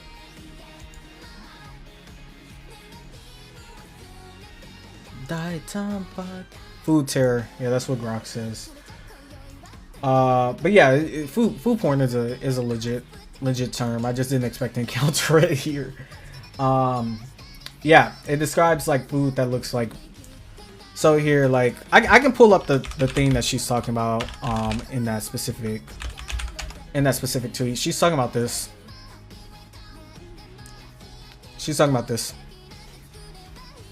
Or that's what Miracle was telling her about. Like this. Like it looks so good you want to eat it. It looks like aesthetically appealing, but like really good. Yeah. Okay, does anyone else have anything that they want to add? Or Sauce, do you want to talk? I don't know if you can talk, stuff like that. Yeah, I mean, it's hard to just like focus in on a specific thing because I think, like as we said, it's really something where you benefit from reading it all. And I think like a lot of complaints were that they don't interact, like they don't reply to each other, which That's not if you're true. not following all the accounts, like you won't see replies on your feed. So it's kind of like planned to maximize algorithm exposure and make sure you actually see everything, which They do get. interact. They interact a lot. They like do. You can see right they here. did. It was like one time, but yeah. Quote No, tweets they you'll did it actually multiple see. times. Have They've they done it a quoted- few times. They've quoted corpo accounts, which is interesting. That's really funny. They've done this, and then there's also actually, and you won't get this unless you read it in order. But they do this thing where, let me see if I can find it because I know Mai and Polka do it. Where like one of them will tweet, and then instead of like directly responding, like they don't reply to it, but another one will tweet, and then that will be a reply to the tweet, but it's not an actual reply. I saw it happen earlier. Like there was like one tweet where like Polka was like, "Oh, I want to do this. I gotta tell Mai about this. And then the very next tweet that was posted was Mai being like, "I don't have time for this. Don't bother me. Like, leave me alone." So they interact in that regard. They don't actually like do a lot of replying and stuff like that, but that's how they reply. Which if you read it as a narrative, as a book, you see that and it makes sense. But I guess like in the real time aspect of them, Polka's posting at this hour and then Mai posting at that hour and stuff like that, it can be easy to lose track of that. Let me see if I can actually find that one example that I was talking about. Because you have to read it in order to see that. Yeah, the other big thing is like these are clearly scheduled posts that are written in advance, and you cannot do that with a reply. You can't do it with a quote either, but so they, for those rare occasions, they actually do it themselves. But like, there's a lot of tweets here. They can't just be like writing replies. Yeah, this Yukari tweet, they all quote tweeted it about the wishes. And then Xion complaining. Yeah. Subtweeting. Yeah. Subtweeting. My subtweets Polka a lot. But she's very obvious. She's like, bro, leave me alone. Here's another one. Quote tweeting Polka. No talking in your sleep. Sleepy kids should go to bed early. Like they do, and then she says like since the president isn't doing her job, like they interact through their tweets a lot. It's just subtle. It's just not Kokoron and Rina, tweeting back and forth towards each other, When Polka meets him meeting Yukari, Nishiko going down when he needs to go up. Do I need to go up to find what I'm searching for?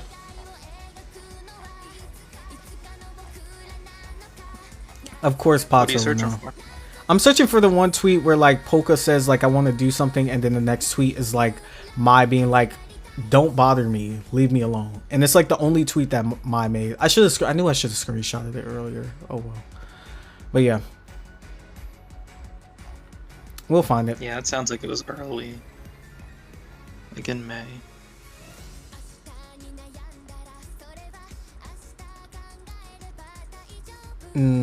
Sensoji. No. It's definitely after this, because it's definitely after this. It's May tweets. Are you certain? Pato, I'm gonna ground you if I don't find it.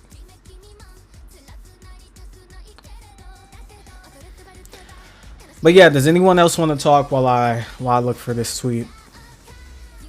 Anyone else have anything else that they want to add in or say? Oh, okay, here it is. You're right, Pato. All right, I'll give you that. Like, this is the tweet I was talking about. Like, she's talking about all this stuff, and she's like, let me ask mine, and then Mai's like, leave me alone, I'll do it tomorrow. And that's the tweet. Like, and she tweets this like 30 minutes after, or 20-ish something minutes after Polka's little tweet, and then she moves on with like everything the next day. So yeah, they do interact, and I me personally, I'm a huge fan of this format. I wish that they could continue it. I think that this is a super engaging way, and it's a very unique narrative way of world building and establishing the world. I don't think that had they just went like the simple light novel or comic route, I don't think that it would have hit the way that it did. I don't think it would have stood out, and I also don't think that we would have been able to get that Chun Sensei build up, or that brevity, like that build up of all of the stuff that they have, right? This is the first time in Love Live canon where we kind of sort of officially get a confirmation of the timeline, where we know that Bluebird takes place in a world where the Muse members, and presumably Aqua's, because assuming Akira actually met Kana, like she met Kana, right? We finally get confirmation that this is a world where they are way beyond their idle days. They're looked to as legends, and they're working class, like they're working adults. And you know, Kotori's running the school and stuff like that. And that's just something that we haven't had in the past. So I personally think that the tweets were a revolutionary format, and if they could find a way to bring it back in a app, and continue it in the app, maybe that won't fail. Maybe they won't go bankrupt. I don't see that format really, you know, being a money drain, but that's just me. So yeah. All right. No one's really engaging in chat, so I want to say closing comments, or maybe we want to take off the universal mute, possibly, if people would be more confident. Yeah, we can do that as we're wrapping up, but if it ends up getting loud, I just want to thank you now for doing this. You definitely talked a lot more than I could have about all this stuff. Yeah, no problem. And for everyone that was here, you have a huge advantage in our Discord Kahoot tomorrow, so you probably won't get a score of 0, at least. That's for certain.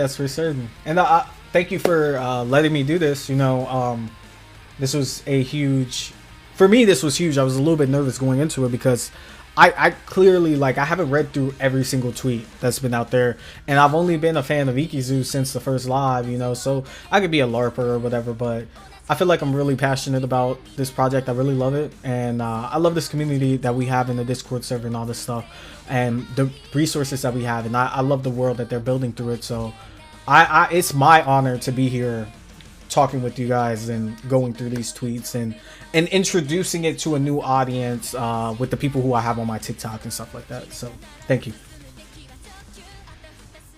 Yeah, I mean, feel free to ask questions if you want to get more into Ikizu Live. I'm sure Nishikino would be happy to answer what he can. For you sure. can message me on Twitter, on Discord. I'll point you in the right direction. The website's a great resource for the Twitter content. You know, every YouTube video they put out has been subbed. The music, they're subbing themselves, and the non-music, our good friend Drug Free Romance has on his channel subtitled. We have every tweet, including deleted ones, in the Discord, but this website's a great way to read them. It's better translations until we retranslate them all, and it's organized. So yeah, there's plenty of places to look to get into the series.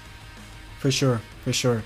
And for my nice viewers on TikTok, if you are a Muse truther and you were hesitant on Love Live Bluebird, I hope that this was a great way to get you into it. On Friday, me, Sauce, Star, and Noodle Girl will be having a creative discussion, not this early in the morning, but that will be our time where we kind of like, as creators and as members of the influencer community, we talk back and look back on Love Live Bluebird and just everything that they've done as a whole, where we see things going and so on and so forth. So that will be actually, let me just pull up the tweet from Sauce real quick, because I don't remember what time it is. I think it's Friday at 7 p.m. Yeah. 7 p.m. EST. 7 p.m. EST and 4 p.m. PST, so 6 p.m. CST for America, and whatever time zones you have, that's whatever time zones you have.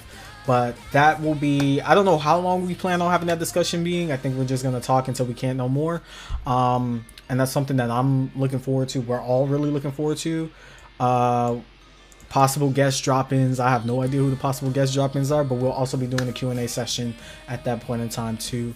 So again, if you're a Muse truther and you were hesitant on Bluebird, trust me, I'm a Muse truther too. I might as well have had it tattooed on my neck that I love Muse, and I'm here. There's so many, for me, I feel like Bluebird has so many parallels to Muse, and after reading the tweets that I read today, I think that is an intentional narrative decision, and I'm just so excited to see where we go from here. So yeah. They kind of did us dirty though. Like you're a Maki Oshi, I'm a Nico Oshi, and they only reference Kotori Fumi. Like, come on, bro. For now. In Honoka, I actually think they reference Honoka in one of Polka's early tweets. She doesn't outright say it, but she's talking about going to the Homura bakery. She doesn't name it by name, but she talks about the lady there. I'm pretty sure. Homura is mentioned in a video. It is mentioned in the video, but I'm saying I think they also mentioned it in a tweet, and they indirectly referenced Honoka. But it's okay. Look, there's no way we have Ikizu and Nico Maki doesn't show up bickering. So that's all I'm saying. Like, you know, all Nico's I'm saying is Yukari went to a doctor a lot. We don't know who that doctor is. Right, we don't know who that doctor is. It could be Maki.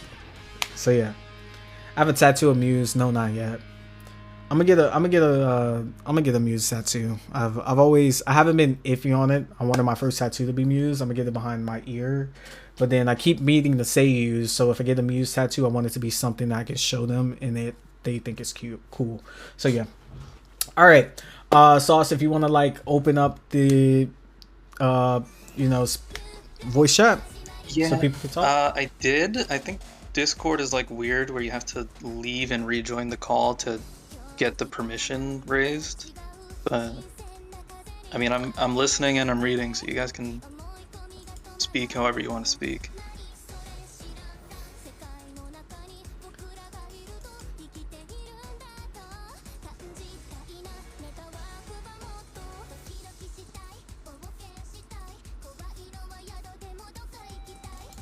Yeah, channel permissions, everyone is allowed to speak.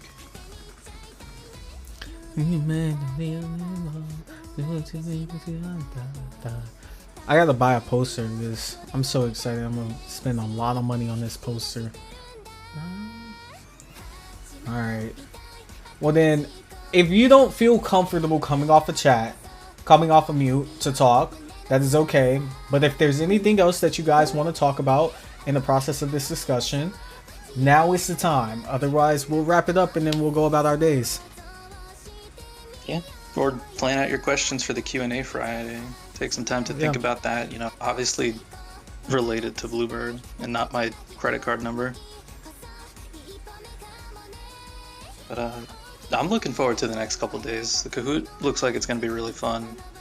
For sure. Thursday is a first live rewatch where Drug added in subs for all the talking sections, and EXP did the ending MC. Nice. I thought that was gonna be last night. I was like, oh, I'm gonna stream this. We're watching the first live, and then they ended up being the videos. I was like, oh, guys.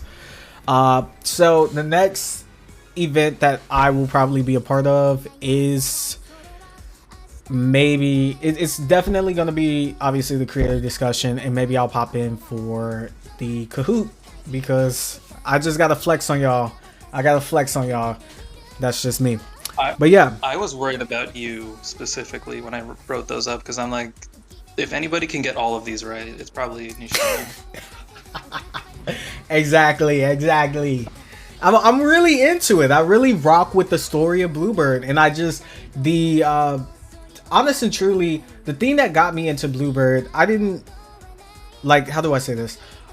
I knew about Bluebird beforehand, right? But I didn't start my Twitter account and this whole like influencer stuff until February, which was just like lucky timing.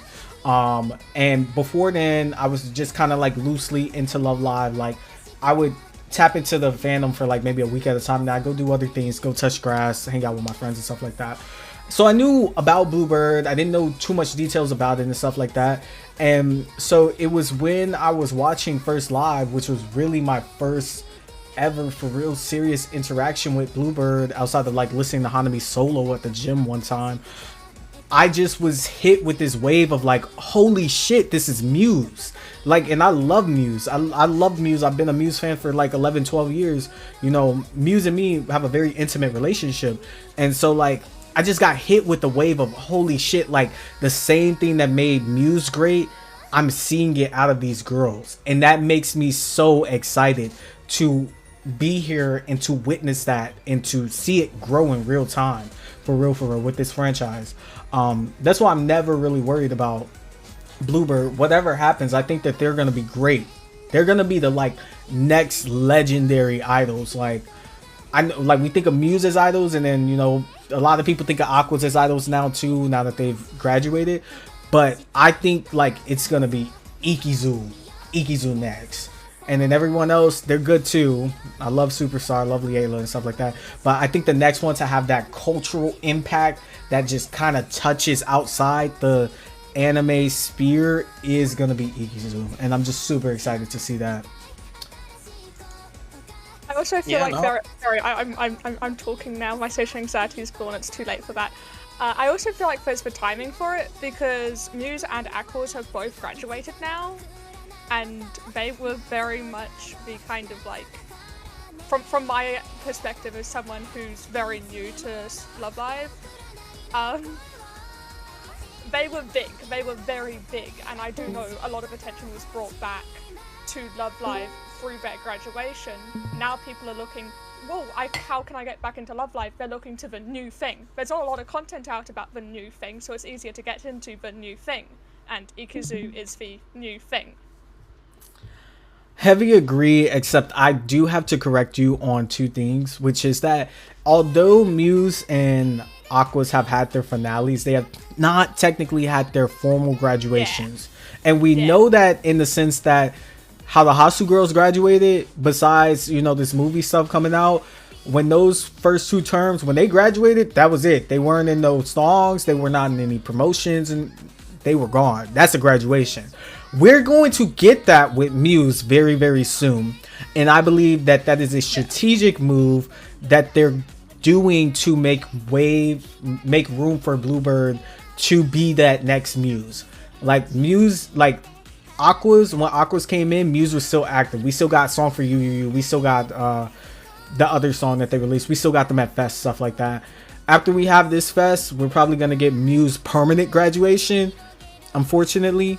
But then that's just making way for that. Aquas is having VTuber models. Aquas is not done. Aquas ain't done. We finna have Aquas for a little bit more time, thankfully, you know.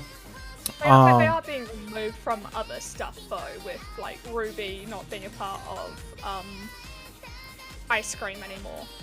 Yeah, but that's just because she was tired. I was tired of doing that, bro. Like she was the most popular one, and they do want to like branch out their life, but that doesn't mean that they're done. Like we got the Guilty Kiss GKSS concert coming up. We got the Guilty Kiss musical. Aquas is still like very much active in a way that Muse isn't, but that's okay. You have a massive point though about, you know, these these older groups moving out of the way, making room for the newer groups, right, to take over, which is what they're doing. Also, I wanted to add on that point that you brought up. Let me make sure I'm not getting pinged at work. Okay, I'm good. I also wanted to add on to that, which is like that being an intentional strategic move.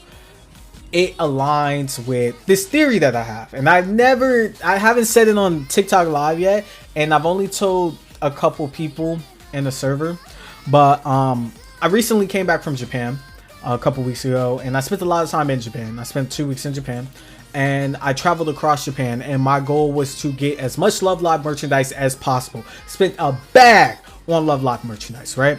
And if you were in the Discord server, you might have seen me like messaging in Akira's Akira's travel channel about, oh my gosh, I found this here, I can't find this, and blah blah blah. And really, that was my time to like take in what the reality of Love Live is like in Japan, in person for myself. Also, keep in mind, this is coming off of the Hasu EOS Doom posting Twitter fiasco that we have, right? And we also have people who say, you know, you could talk about how you don't feel like Love Live is in a good state, right, online, but then there will be people who come in, they're like, no, in Japan it's still the highest domestic grossing property, rah, rah, rah, rah, rah, all that stuff. So that was my opportunity to see if that was true. And the picture I saw when I got back from Japan, I was a lot of depressed, because I was like, holy shit, Love Live does not have the standing that it used to have in Japan, right? It doesn't. When I went to Japan in 2018, 2019, I went to Akiba. You could not go anywhere without seeing Honoka Kosaka's face anywhere. When I went to Akiba, like 5 or 7 times on this trip.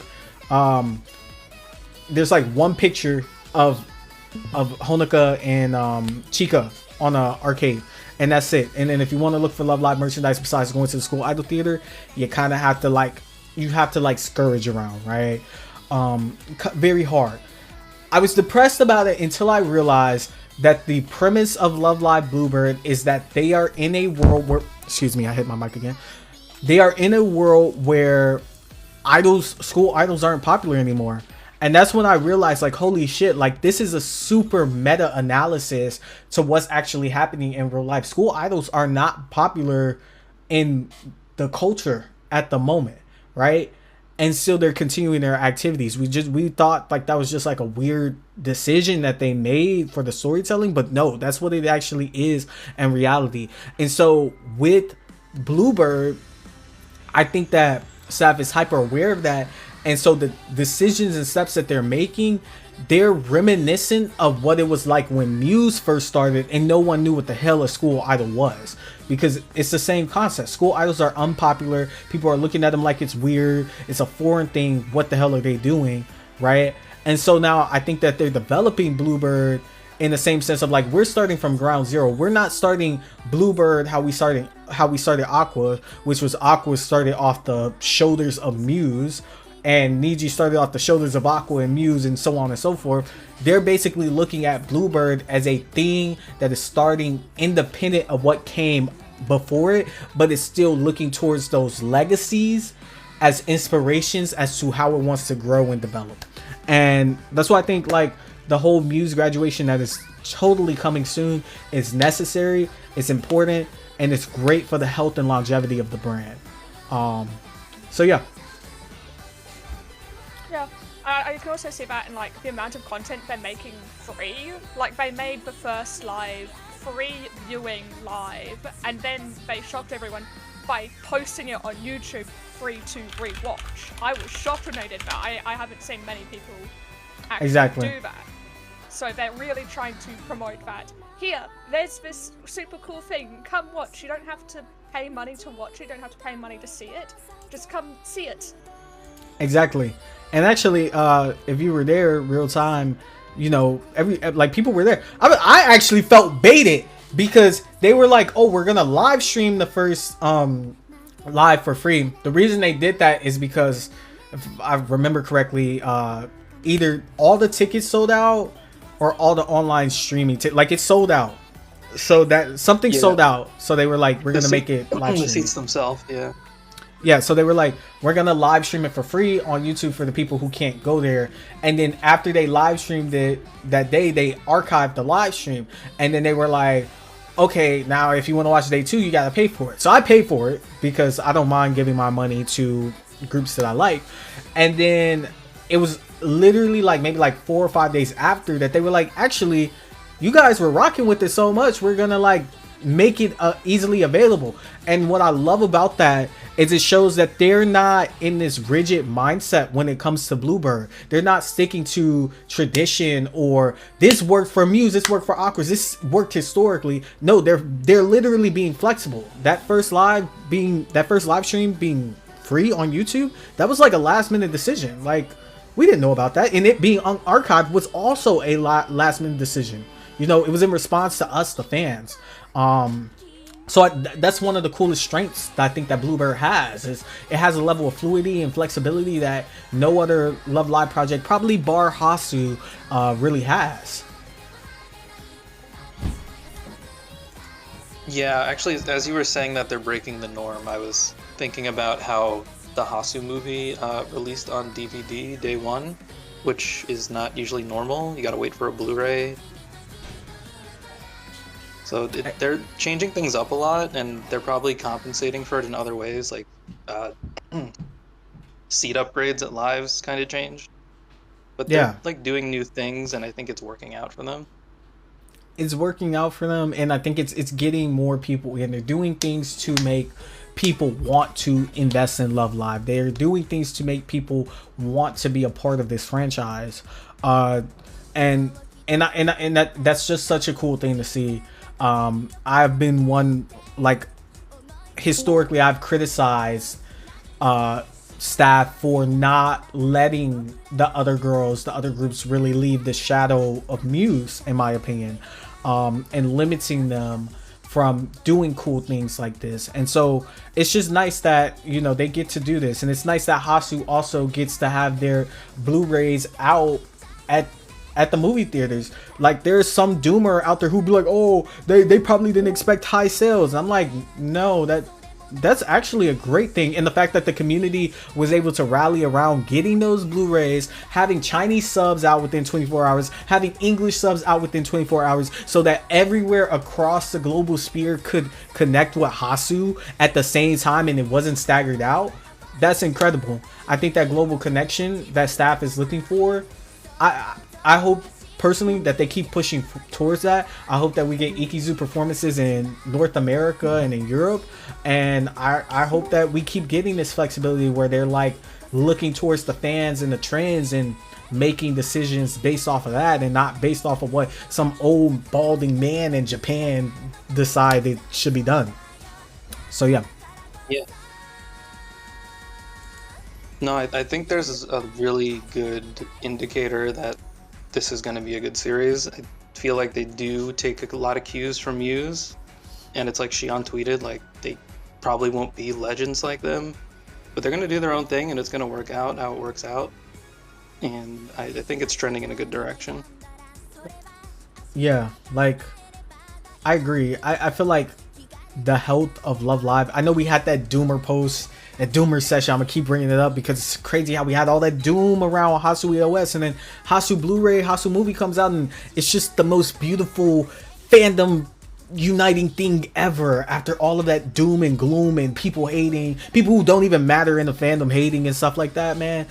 And I think it just overall, when you look at the picture of Ikizu, you see a healthy trajectory.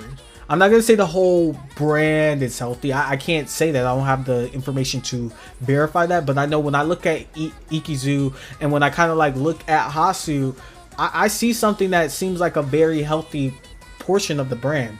And then I see Muse, which is not so healthy, or I won't say unhealthy, but it's old, and they should shut that door on Muse. They should close the door and stop relying so much on Muse to carry them through when they don't allow these other groups to shine and be their own things. So I love that what they're doing with Ikizu, and how they're allowing them to be Ikizu. Yeah. Also, I ain't gonna stop you from doing your thing, but like we're kind of like Oh no, we Friday can. topics. Yeah. We can. I mean, I was just talking because no one else is saying much, but it has been about almost 2 hours. So if we want to wrap it up here, we can wrap it up here. Yeah, no, I'm more than satisfied with how it went. I gotta grab a little food too before my afternoon stuff. For sure. All right. Well, then I'm gonna stop sharing my screen. Drug, you are free to feel that those comments are contradictory, but we can have that discussion on Friday. That's I'm gonna lean on Sauce with that because we'll have the creator panel and the Q&A and stuff like that. And that's gonna be a whole bigger thing where we can talk more about these things in depth, and that's what we're excited for. So yeah. People on TikTok, thank you so much for tuning in and spending this little bit of time with us. And people on Discord, thank you so much for taking the time out of your day to listen to me rant and ramble for about 2 hours straight. And thank you guys for the engagements, the interactions, and all the stuff. And so I hope you guys have a blessed and prosperous day. Stay covered, stay safe, and stay loving and stay bright. I will see you guys later.